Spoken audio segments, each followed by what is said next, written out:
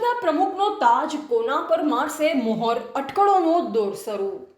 ભારતીય જનતા પાર્ટીના તાલુકા પંચાયત સિહોરી સીટ એકના ચૂંટાયેલ પૂનમસિંહ મોંઘસિંહ ડાભીનું નામ મોખરે.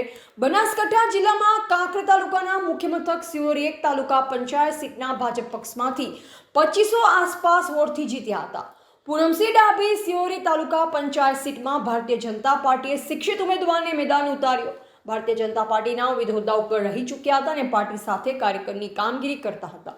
પૂનમસિંહ ડાભી: ભારતીય જનતા પાર્ટીએ મારા ઉપર વિશ્વાસ મૂક્યો, તેનો કોઈ દુરુપયોગ નહીં કર્યો તેમ જણાવ્યું.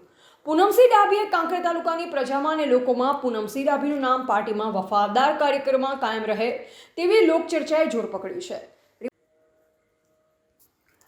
રિપોર્ટર નરેશ ડી વ્યાસ, બનાસની પુકાર, સમાચાર ગુજરાત.